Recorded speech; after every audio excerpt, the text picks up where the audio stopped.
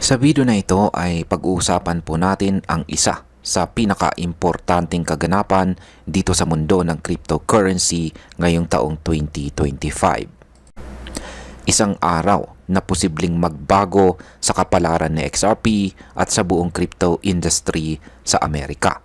Dahil si Ginoong Brad Garlinghouse, ang CEO ng Ripple, ay opisyal ng haharap sa US Senate para ipakilala si XRP.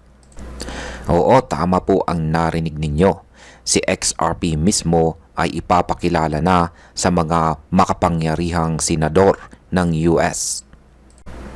Pero bakit po ito mahalaga? Ano po ang sinabi ni Ginoong Brad sa kanyang testimonya?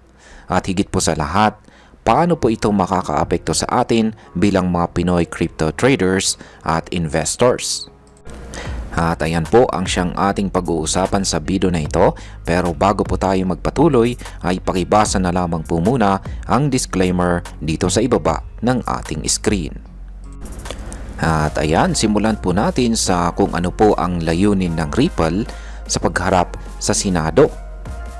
Ayan po kay Ginoong Brad Garlinghouse, ang kanyang pagharap sa US Senate ay parte ng isang hearing na may temang Building Tomorrow's Digital Asset Markets.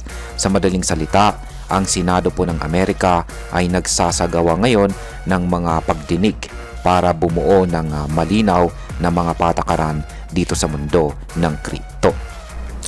Sa kanyang public post sa platform na X ay nagbahagi po si Ginoong Brad ng link sa isang PDF file kung saan makikita ang kabuuan ng kanyang inihandang pahayag at ang kanyang layunin ay malinaw.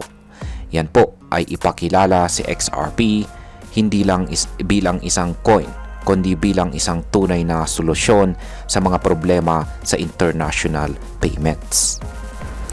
Ano po ang mga benepisyong ipinakita ni Ginoong Brad tungkol kay XRP? Yan. Ipinaliwanag ni Ginoong Brad na si XRP ay ginagamit ng Ripple sa XRP Ledger o XRPL upang mapadali ang mga international o cross-border na bayad.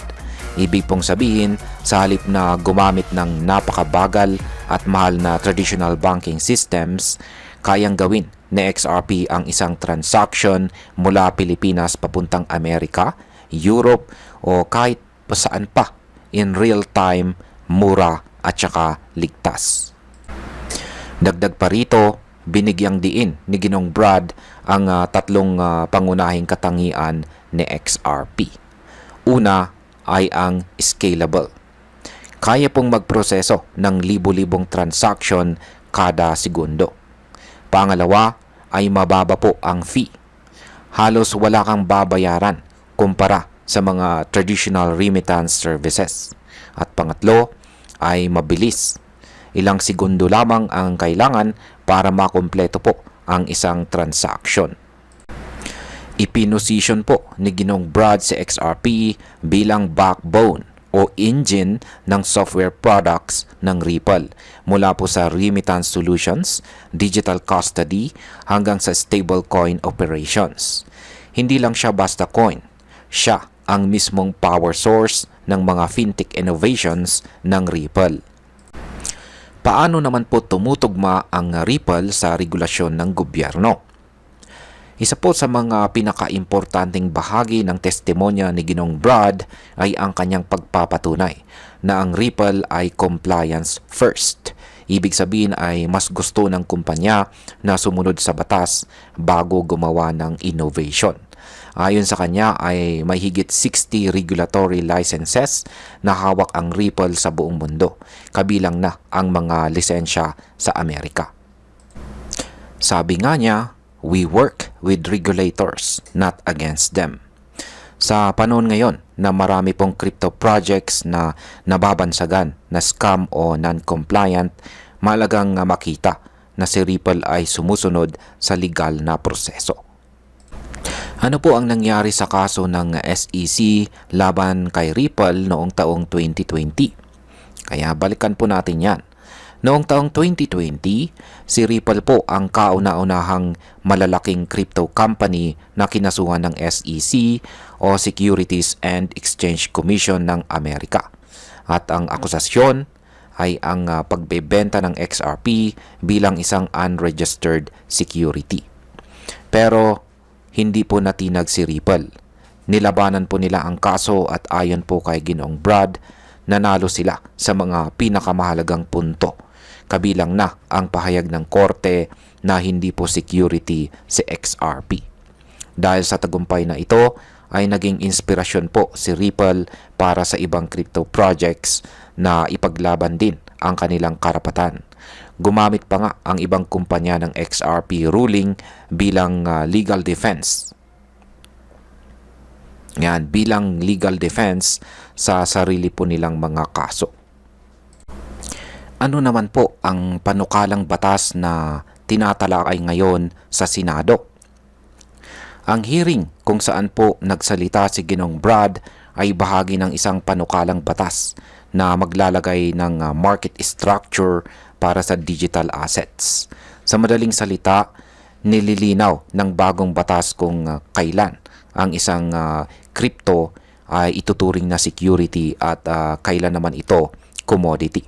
At ito po ang sabi ni Ginoong Brad, I urge you to prioritize the passage of market structure legislation for digital assets to ensure that the US becomes the crypto capital of the world.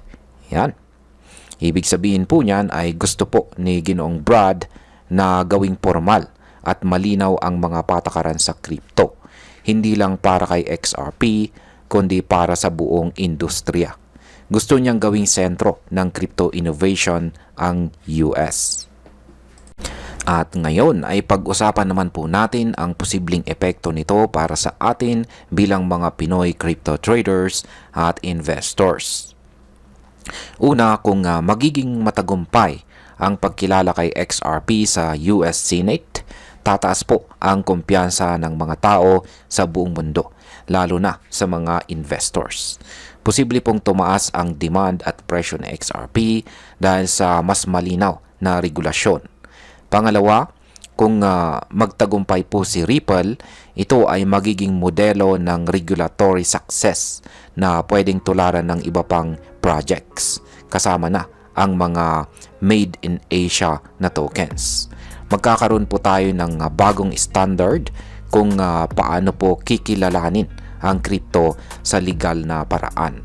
At ang pangatlo, para po sa atin bilang mga Pinoy na madalas magpadala o tumanggap ng pera mula abroad, malaking tulong kung sa XRP ay maging legal at global standard sa remittances.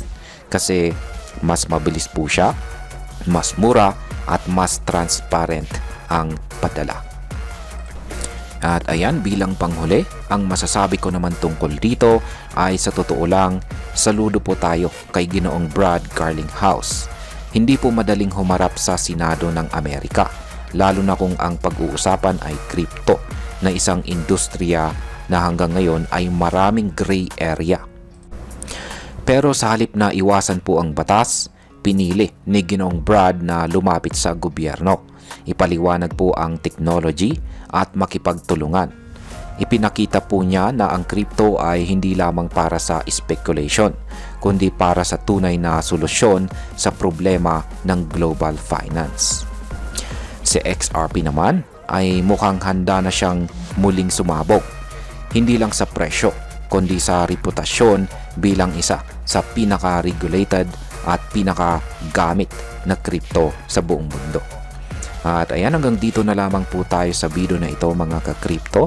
Marami pong salamat sa panonood. Ingat po tayo lagi at God bless po sa ating lahat.